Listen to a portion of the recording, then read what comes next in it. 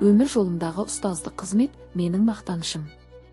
Осы асыл мамандықтың биік шыңына жету үшін талмай еңбек етіп, бірнеше жыл бойы білім мен тәжірибе жинақтадым. Нәтижесінде үздік педагог атағын иеленіп, еңбегімнің жемісін көрдім.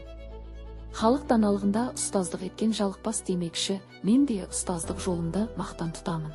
Бұл менің өмірлік қағидам, әрі шәкірттерімнің болашағына жол ашатын қасиетті міндетім. Әсіресе информатика пәні саласындағы ұстаздық жолым мен үшін ерекше мәнге ие. Заманауи технологиялардың қарқынды дамыған кезеңінде жас ұрпақты цифрлық сауаттылыққа баулу, олардың ақпараттық технологиялар әлемінде еркін самғауына жол ашу менің басты мақсатым. Шәкірттерімді тек бағдарламалау немесе компьютерлік сауаттылыққа үйретіп қана қоймай, олардың логикалық ойлау қабілетін дамытып, креативті идеяларын жүзеге асыруға ықпал ету менің кәсіби ұстанымым. Болашақ мамандарды даярлауда информатика пәнінің маңызы зор екенін терең түсіне отырып, әрбір сабағымды қызықты әрі тиімді өткізуге тырысамын. Осылайша әрбір шәкіртімнің бойындағы дарынды ашып, оларды ақпараттық қоғамның белсенді мүшесі етіп қалыптастыруға үлес қосу менің ұстаздық борышым.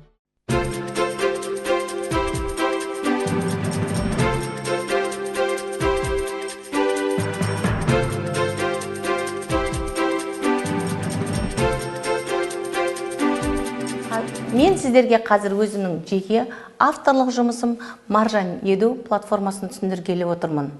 Бұл Маржан Еду платформасының негізгі бетінде ашсаңыздар, менің жұмыстарым көрінеді. Бұл Маржан Еду платформасына кіру үшін сіздер тіркелесіздер. Тіркелу арқылы кірген кезде осы бетті көресіздер. Бұл Маржан Еду платформасының ішінде бұл не үшін қажет? Бұл оқушыларды робототехника бойынша өтіп жатқан жарыстарға роботтар дайындау және олардың бағдарламаларын үйрену үшін қажет. Қазір ашып көрсеңіздер, бірнеше роботтардың суреті тұр.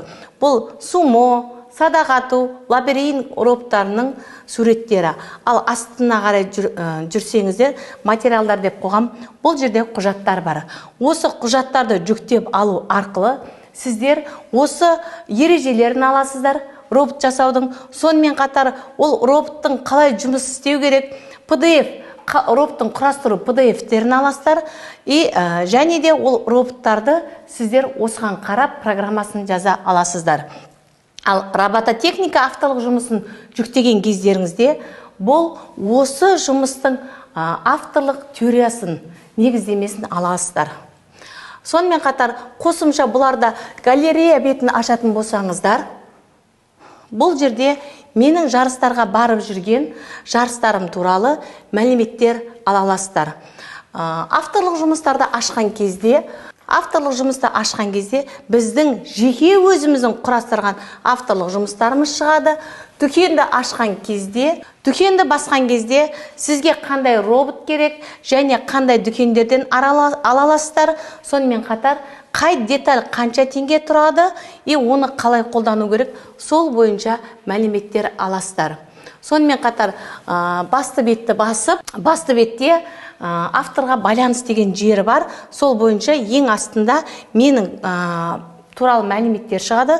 Осы жерде маған мәліметтерге жазып, немесе менің поштама жазып, өздеріңізге көмек қажет болса байланысқа түсе аласыздар.